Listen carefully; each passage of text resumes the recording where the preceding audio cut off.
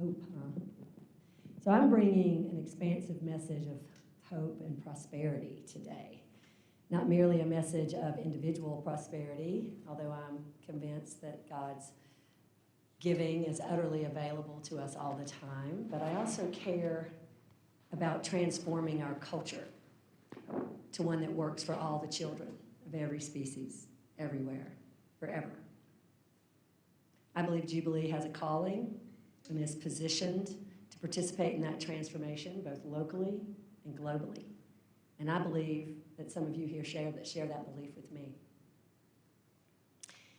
Full transparency, by the end of this message, I'm going to be asking each of you to contribute financially to that vision and that calling. So get ready. This message today is in part a personal testimony because I recognized a long time ago that money is deep work for me. It's deep soul work.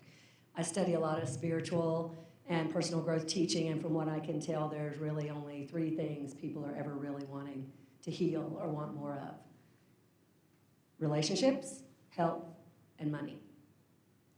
They're all tied up together in many ways, but for many of people, one of them will be your big piece of soul work for this lifetime, by which I mean perhaps the one that is the trickiest to feel confident about, to get in alignment with the inner greater power about on a consistent basis.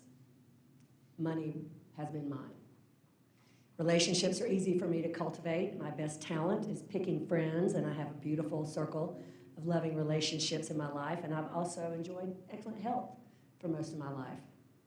But this money thing, it's been a real source of stress and anxiety and shame for me. And today, I actually feel thankful for that because it's been such a catalyst for deepening my faith and connection and communion to Spirit, to the source of all that is. Has anyone here read Lynn Twist's groundbreaking book, The Soul of Money? I read it years ago when I was a fundraiser, and I could just about read this whole sermon out of this book. It's that good. Now, there's just about nothing better than being a fundraiser for pushing a person right up against their story about money and for observing other people's story about money. Because you have to ask people for money, which I'm going to do in a little while. So get ready. Lynn Twist worked as a fundraiser for the Hunger Project. So she lived and worked at the intersection of grinding poverty and elite wealth. And over the course of innumerable conversations about money and purpose, she writes, I began to see how people could free themselves from money's grip and have money flow to and through their lives in ways that would nourish them and their world, but required confronting an overarching set of beliefs and assumptions which make up the dominant story of our culture, what she calls the lie of scarcity. The lie of scarcity is upheld by 3 toxic myths. There's not enough, more is better, and that's just the way it is. When we're believing this lie and these myths, we can't experience the affluence and freedom that is already present and that the Creator is already always offering. Let's look at them briefly. There's not enough. This idea bookends our lives. People wake up in the morning and the first thing they say to themselves is not enough sleep. And then it continues through the day. Not enough time, not enough money, not enough love, not enough help, not enough attention, not enough approval, not enough appreciation. More is better. So if there's not going to be enough for everyone, then the solution is to get more for myself and my loved ones, and my race, and my community, and my nation. Have more, do more, produce more, consume more, stack up more. How often do we find ourselves anxious from the notion that there's an amount out there or an item out there or an event out there that once acquired will allow us to feel better than we feel right now. That's just the way it is. Since we're all just little separate me's and these beliefs are pervasive, we can't really see a way out. Even if we do all we can individually to create an abundant life that's not just about consuming more, we're really not enough to impact a transnational, global political economy in which all the power to make change is centralized in the hands of a few. This dominant story of scarcity seems to me to have risen from the mistaken perception that A Course in Miracles calls the tiny mad idea at which the Son of God remembered not to laugh. The tiny mad idea at which the Son of God remembered not to laugh. The tiny mad idea is this: I'm separate. I'm separate from the source of life. I'm separate from other humans. I'm separate from the creation, all other species, the land, the air, the water. If I believe I'm separate, little me, banging around on a big old dangerous planet, spinning in a vast universe, then the lie of scarcity and the myths on which it stands makes total sense. I'll never feel there's enough in my life. And my life will be defined by a black hole of need that can never be filled. And the separate little me has very little power to effect change. The antidote to the lie of scarcity and its accompanying toxic myths, Lynn Twist says, is the surprising truth of sufficiency. At first, this idea of sufficiency might seem a little underwhelming. It's not quite as exciting as that unlimited abundance of God that prosperity teachers are always going on about. But sufficiency, as it turns out, is the portal to the lived experience of abundance and prosperity and affluence. Quoting Lynn again, sufficiency is not a message about simplicity or cutting back or lowering expectations.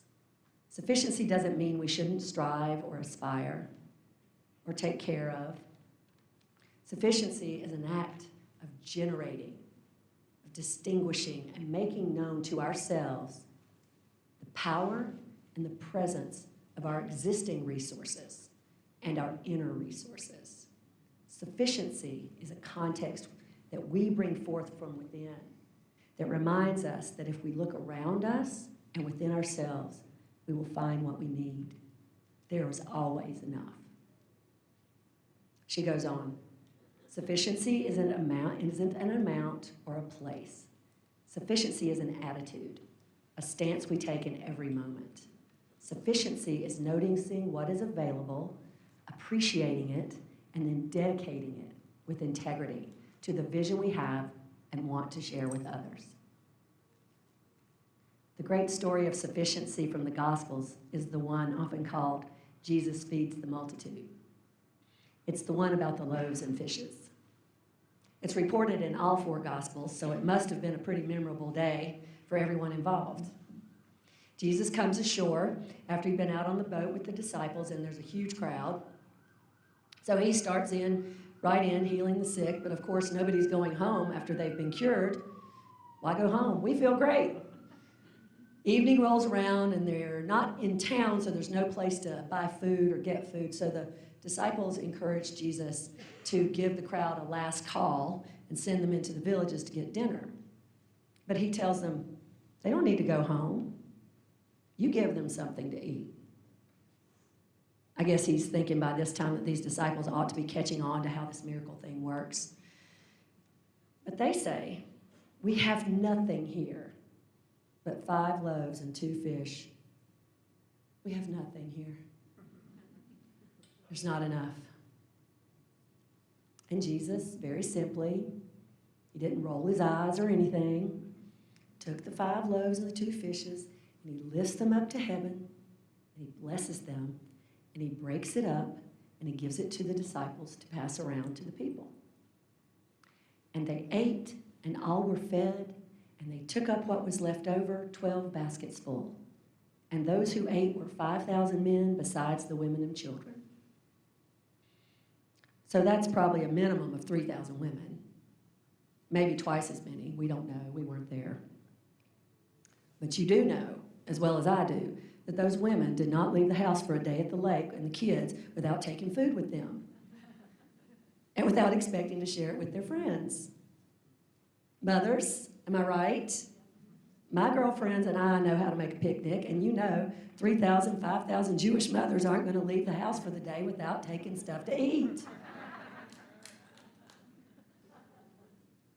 Sometimes those disciples, don't they just sometimes seem a little thick?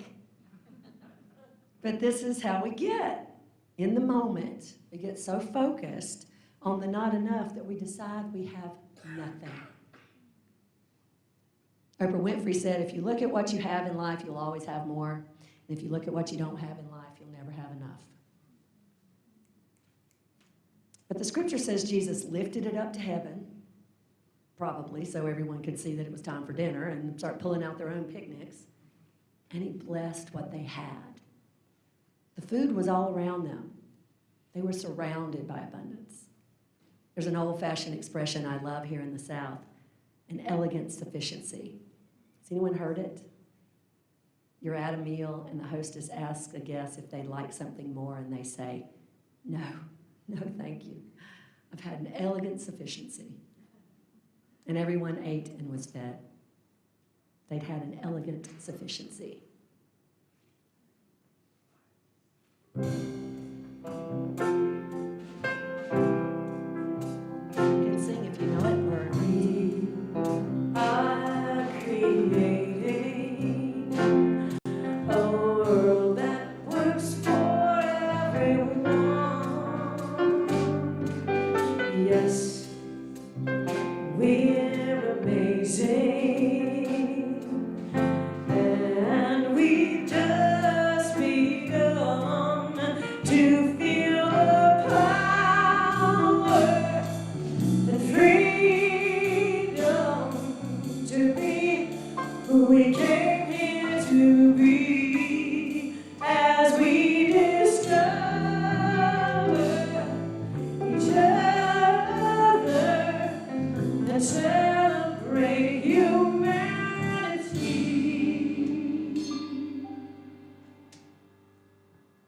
Lynn Twist writes, sufficiency isn't two steps from poverty or one step short of abundance. It isn't a measure of barely enough or more than enough. Sufficiency isn't an amount at all. It's an experience, a context we generate, a declaration, a knowing that there is enough and that we are enough. As I've been consciously and prayerfully healing my own money story over the dozen years or so, I have adopted 3 spiritual practices that I found helpful in responding to the lie of scarcity and its toxic myths. These are the practices of surrender, sanctification, and satisfaction. Now, I don't know of any tradition more clear and unrelenting in its practice of surrender than the 12 steps, a solid spiritual practice for anyone with compulsive patterns of thought and behavior. Anybody here who'd like to have their insanity transformed? 3rd step, say it with me if you know it. We made a decision to surrender our will and our lives to the care of God as we understand God. We don't surrender our will and our lives to the whims of a higher power. And we don't surrender to the judgment of God as we understand God. We surrender to the care. We can accept this moment just as it is, because in this moment, our experience is occurring within a vast web of experiences, almost all of which is unseen and unknown to us. But Spirit knows. Our ancestors, our guardians, our angels, our guides, they know. We can surrender to the care of these who love us and want us to be happy. Jesus lifted up what they had to heaven. He surrendered it to the moment. The second practice I've been cultivating is the practice of sanctification. I grew up Pentecostal holiness. Any Pentecostals here? When I left that tradition, yes. When I left that tradition, no one could convince me to be an atheist. I'd felt the presence of Spirit and seen it manifested twice on Sunday, every Wednesday night, and every night during revival. The doctrine didn't make sense, But the experience of the presence of Spirit could not be denied in that little church. When you're saved, the triple crown of Pentecostal tradition is being saved, sanctified, and filled with the Holy Spirit. When you're saved, you surrender your life to Christ in the form of Jesus. Sanctified means that your life has been consecrated, set apart, and declared holy. And then you can be filled with the Holy Spirit, the evidence of which is speaking in tongues. I never got there. It could happen at any minute. Especially here. So in the story, he lifted it up to heaven and he blessed it. To bless is to extend happiness and prosperity onto or upon. Prosperity comes from the Latin according to one's hope. We extend our happiness and our best hope toward the desires and intentions that we have for our lives in the world. In Jesus' case, feeding the multitude. I sanctify my desire for sufficiency in a world that works for all by making that desire holy and extending my blessing upon it. People, that's energetic medicine. That's conjuring from powerful intention. I set my desire apart. I set it apart from the dream killers. I don't talk about my visions to people who aren't going to lift it up. That vision for the life I want to live and the world I want that works for all, that vision must not be desecrated by the thoughts of why it cannot be. Those toxic myths in that lie of scarcity. These entrenched systems are complex, and power seems to be concentrated in the hands of a few, but God is greater.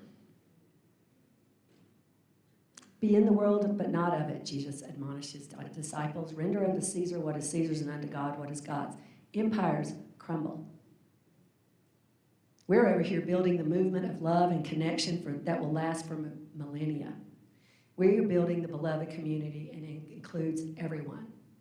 All the children of every species, everywhere, forever. Do not settle for less. We sanctify our desire and our vision. We bless it. We concentrate and create it. We declare it holy. And the third practice I've been cultivating for the experience of truth of sufficiency is satisfaction. At one point, I realized that I really rarely felt satisfied. I didn't allow myself to feel satisfied because I was too busy judging myself, feeling impatient with myself, not productive enough, not focused enough, not whatever enough. More would be better. What I know now is I'm never going to have the experience of satisfied while I'm dwelling in an awareness of unsatisfied. That which is likened to itself is drawn. If I want a life of satisfaction, I got to notice the satisfaction available in the present moment. And now I wear this word on my wrist as a reminder every day, satisfied. Again, this is a present moment experience. If you were here last week, you saw that 60% of the people in the room stood up, playing some role in sustaining this community, this experience we call Jubilee. Many stood up twice. Moving forward since all the trauma of the last 2 years and the rubble of the last 6 months, it's been a slow climb uphill in the fog. Every step is a victory, and each step we've had what we needed to take the next step. And everyone ate and was fed.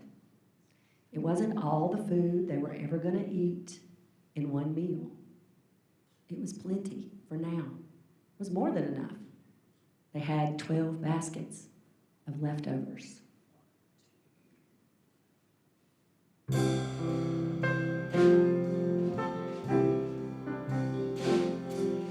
We are creating a world that works for everyone. Yes, times are changing. It's a revolution. We are working together. Love is leading.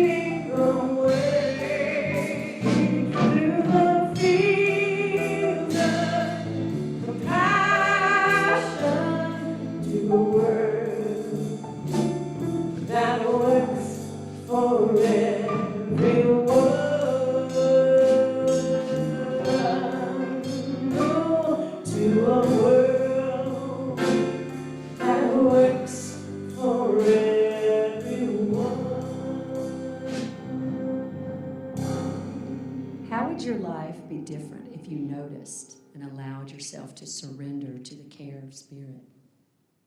What could happen if you were to sanctify your desires and your vision as holy? What if daily you gave yourself the experience of feeling satisfied with what got done, the ways you were able to give time and attention to your dreams, and the experiences you were able to enjoy? Let this topic of money be a deep soul practice. Let it reveal the lie of scarcity that has colonized your mind. And then I invite you to surrender to the care of Spirit and to each other. And then sanctify your desire for yourself and then for Jubilee and for the world. Make it holy. Set it apart from doubt. We can't see all of the possibility that surrounds us, but we can know it's there. And then I invite you to experience that feeling of satisfaction, pleasure, sufficiency, as often as you can, for anything you can. Oh, yeah. Oh, yeah.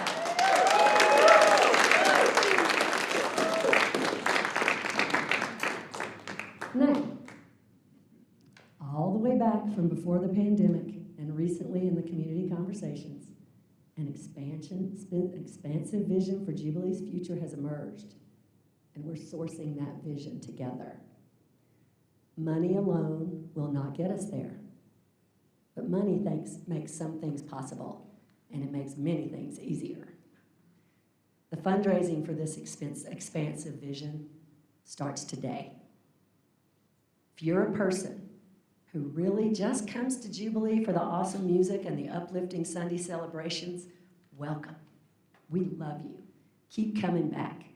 And when the bowls come around or online, I invite you to contribute to a vision of these Sunday celebrations thriving into 2022 and beyond.